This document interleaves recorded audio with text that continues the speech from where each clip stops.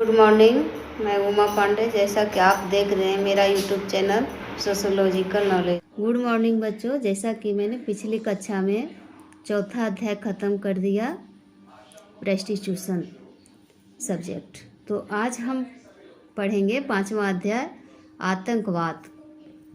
अर्थ, परिभाषा, कारण एवं प्रकार, प्रभाव और उपचार। Terrorism, meaning, definition, causes, types, effect of terrorism and remedies। तो बच्चों, इसमें हमको सबसे पहले आप सबों को बताना है आतंकवाद के बारे में। ये आतंकवाद क्या है? What is terrorism? तो बच्चों, सबसे पहले हम आतंकवाद के बारे में जानेंगे। तो आतंकवाद वह वाद, विचारधारा या कार्य पद्धति है जिसके अंतर्गत एक समूह या संगठन द्वारा अपने उद्देश्यों की प्राप्ति के लिए जनहित या राष्ट्रीय हित का तनिक भी ख्याल न करते हुए हिंसा या हिंसात्मक धमकी का सहारा लिया जाता है और लोगों में आतंक फैलाने के लिए निर्दोष लोगों, यहाँ तक कि बच्चे, बूढ़े और महिलाओं को भी अंधाधुंध हत्या करके जान माल की असीम क्षति करने में भी हिचकिचाते नहीं हैं। इसके लिए आवश्यकता अनुसार आत्मघाती हमले भी किए जाते हैं। वास्तव में आतंकवाद की कोई सर्वमान्य परिभाषा संभव नहीं है, क्योंकि अब तक आतंकवाद के अनेक स्वरूप हमारे सामने आए हैं।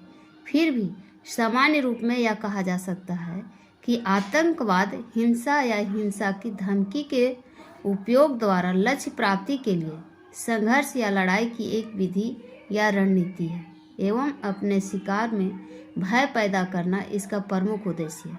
यह क्रूर व्यवहार है जो मानवीय प्रतिमानों का पालन नहीं करता है। तो ये है आपका आतंकवाद। आतंकवादी कारनामे कई रूपों में प्रकट होते हैं। सबसे पहले उन लोग बाजार, रेलवे स्टेशन, बस स्टैंड, बस, कार या टैक्सी, यहाँ तक कि सूटकेस या खिलौने में घर का बनाया हुआ बम, हैंड ग्रेनेड या अन्य खतरनाक विस्फोटक को रखने से लेकर महत्वपूर्ण व्यक्तियों, उच्च पदस्थ अधिकारियों व मंत्रियों के आत्म परिजनों का अपहरण और हत्या या फिर हवाई जहाज़ों का अपहरण करने और मांगे न मानने पर विमान के यात्रियों को गोली से और विमान को विस्फोटक से उड़ा देने तक हो सकता है। आजकल तो बम, ग्रेनेड और मिसाइल से धर्मस्थलों, सरकारी या सार्वजनिक महत्व की इमारतों, यहाँ तक कि विधानसभाओं पर हमला किया जाता है। एक ही समुदाय या लोगों को गांवों में उनके मकान से खींचकर या बस से उतारकर एक लाइन में खड़ा करके अत्याधुनिक राइफल से अंधाधुंध गोली बरसाकर मौत की नींद सुला दिया जाता है। बदला लेने या जान माल की क्षति करने के लिए आत्मघाती दस्ते को भी काम में लगाया जाता है। जैसा कि आप लोगों ने सुना होगा लीटे का नाम। लीटे ने हमारे भारत के पूर्व प्रधानमंत्री राजीव गांधी को गोली मार करके हत्या कर दी थी। राजीव गांधी श्री इंदिरा गांधी के पुत्र थे। इंदिरा गांधी के बारे में भी आप लोग सुना होगा। इंदिरा गांधी को भारत की लौह स्त्री के नाम से जाना जाता है। उनकी भी हत्या गोली मार करके ही कर दिया गया था बच्चों। शायद उनकी हत्या 1984 ईस्वी में हुई है। कन्फर्म बता ही रहे हैं, लेकिन थोड़ा इसके विषय में आप लोग अच्छी तरह से जानकारी ले लीजिएगा, क्योंकि इसमें नहीं दिया गया है। मैं अपने से बताती हूँ। और उनका जो हत्या किया था वह हत्यारा का नाम जसवंत सिंह और बलवंत सिंह था। उन्हीं के बेटे राजीव गांधी का भी हत्या यही आतंकवादियों ने गोली मार करके किया था, जिसका नाम लीटे था। तो अब हम जानेंगे आतंकवाद की विशेषताएं। Characteristics of terrorism. तो बच्चों, जैसा कि मैंने उपयुक्त विवेचना से स्पष्ट किया कि आतंकवाद क्या है और वे कैसे कारनामे करते हैं।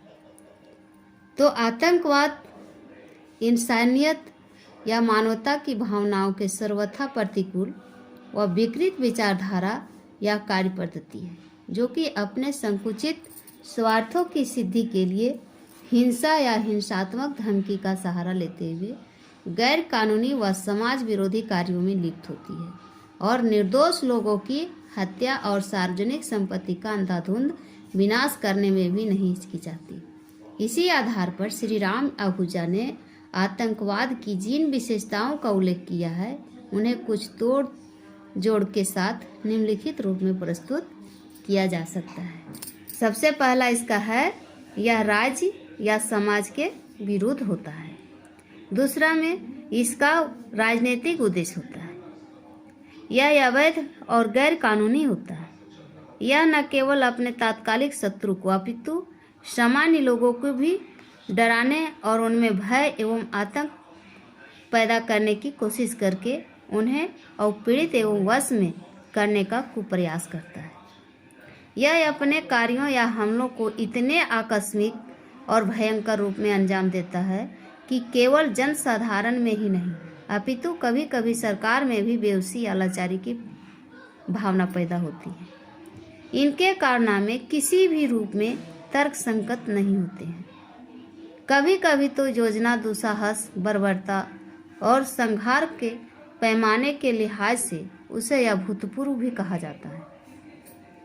यह बुद्धि संगत विचार को समाप्त कर देता है और अपने कारनामों के औचित्य को दर्शाने के लिए धार्मिक ग्रंथों या राजनीतिक विचारों को अपने लक्ष्यों के अनुसार तोड़ मरोड़ कर कुतर्कों की मदद से प्रस्तुत करता है और इस बात पर बल देता है कि जो कुछ वह कर रहा है या कह रहा है वही ठीक है। यह केवल विरोधी पक्ष पर ही नहीं, सजातीय समुदाय पर भी हमला बोल सकता है। इससे लड़ने या भागने की प्रक्रिया होती है। इसमें की गई हिंसा में मनमानी होती है, क्योंकि शत्रु या शिकारों का चयन बिना किसी सोच समझ या योजना के तथा अंधाधुंध होता है। इसलिए इनके शिकार किसी भी जाति, धर्म, आयु या वर्ग के, यहाँ तक कि मासूम बच्चे या सहाय वृद्ध और निर्दोष महिलाएं भी हो सकती हैं। तो ये है आतंकवाद की विशेषताएं।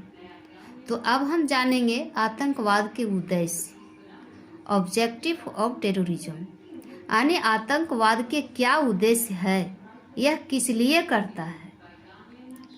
तो बच्चों, इसको हम अति संक्षेप में आप सबों को बताते हैं कि आतंकवाद के उद्देश्यों को निम्नलिखित रूप में हम प्रस्तुत कर रहे हैं। जो पहला है, अपने उद्देश्य व आदर्शों का सघन प्रचार करना और जनता का अत्यधिक समर्थन प्राप्त करना इसका उद्देश्य है। अपने संगठन की शक्ति को बढ़ाने के लिए विशेषकर युवा वर्ग को अपनी ओर आकर्षित करना और अपने आदर्शों के पक्ष में उनके दिल व दिमाग में विष घोलना और उन्हें संगठन के लिए मर मिटने को तैयार करना, इसका उद्देश्य रहता है। तीसरे में धमकी, हिंसा, हत्या, अपहरण और सार्वजनिक संपत्ति को अंधाधुंध नष्ट करके सरकार का शासन पर अपने मांगों को मनवाने के लिए दबाव बनाना। विरोधियों और मुखबिरों को किसी भी कीमत पर सहन या क्षमा न करना और उन्हें खत्म करने के लिए आवश्यक कदम उठाना। उसी प्रकार आंदोलन या उनकी गतिविधियों के रास्ते में आने वाली हर बाधा को दूर करना, पर अपने समर्थकों या अनुयायियों की हर तरह से मदद करना और उनके पकड़े जाने पर उन्हें छुड़ाने के लिए हर संभव प्रयास करना, चाहे वह सही कर रहा है या गलत। शासन व सेना के मनोबल को गिराने का प्रयास करना ताकि वे अपने कारनामों को अंजाम दे सके।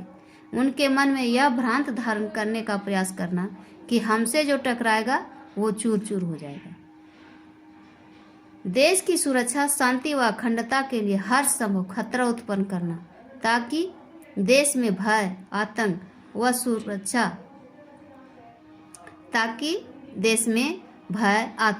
व या सुरक्षा का वातावरण बना रहे। देश की अन्य अलगाववादी शक्तियों को भड़काना ताकि सरकार व जनता का सिरदर्द बना रहे। ये आतंकवाद के उद्देश्य है।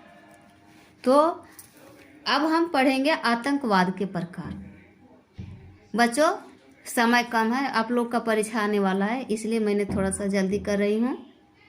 इसे आप लोग ध्यान से पढ़े, हो सकता है कि इस पर टिप्पणी लिखने के लिए आए। तो पढ़ना है आतंकवाद के प्रकार, types of terrorism. Shri Mahendra Ved ने आतंकवाद के 5 प्रकारों का उल्लेख किया है, जो कि निम्नलिखित हैं। पहला है राज्य द्वारा आयोजित आतंकवाद। तो राज्य द्वारा आयोजित आतंकवाद जो अधिकांशतः एक कमजोर राज्य द्वारा आयोजित किया जाता है।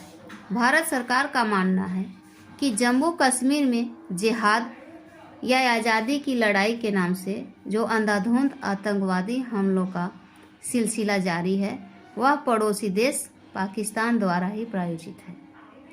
दूसरा है गुट द्वारा प्रायोजित आतंकवाद, जो एक सामान्य अंतर्राष्ट्रीय अभिव्यक्ति है। इस प्रकार का आतंकवाद राज्य या शासन के विरोध में पृथकतावादी आंदोलन के एक अंग के रूप में पैदा होता है। जैसे पंजाब में भिंडरवाला गुट का खालिस्तानी आतंकवाद, जो कि पंजाब में पृथक व स्वतंत्र खालिस्तानी की स्थापना करना चाहता है। तीसरा है अपराध संबंधी आतंकवाद। तो अपराध संबंधित आतंकवाद जो आतंक फैलाने के लिए हिंसा को अपना प्रमुख हथियार बनाता है और राजनीतिक सत्ता को हथियाने के लिए धन का उपयोग करता है। दाऊद इब्राहिम जैसे अंडरवर्ल्ड सरगनाओं द्वारा संचालित गिरोहों के कारनामे इसी श्रेणी के अंतर्गत आते हैं। चौथे में है नार्को आतंकवाद। तो नार्को आतंकवाद जो धन के बदले में मादक द्रव्यों के धंधे को समर्थन देता है। समाचार पत्रों में प्रकाशित सूचनाओं से पता चलता है कि अंतर्राष्ट्रीय आतंकवाद के कुख्यात सरगना ओसामा बिन लादेन ने मादक पदार्थों की तस्करी से अथाह धन कमाया। 5वें में उनका है मुद्दों से प्रेरित आतंकवाद। मुद्दों से प्रेरित आतंकवाद जो परमाणु हथियारों पर निषेध, भूमि संघर्षों, औद्योगिक प्रतिष्ठानों की स्थापना में प्राथमिकता की मांग, चुनाव में जीत सुनिश्चित करने आदि मुद्दों से प्रेरित होता है। उदाहरणार्थ पश्चिम बंगाल का नक्सलवादी आतंकवाद भूमिहीन श्रमिकों को भूमिपति बनाने के मुद्दे से प्रेरित था। बिहार का पीपुल्स वार ग्रुप नामक आतंकी संगठन भी बहुत कुछ इसी प्रकार के मुद्दे से प्रेरित है। उसी प्रकार जम्मू कश्मीर में कुछ आतंकवादी संगठन हिंसा व धमकी की रणनीति अपनाकर चुनाव प्रक्रिया को प्रभावित करने का प्रयास करते हैं। तो आज हम इतना ही बताएंगे। धन्यवाद।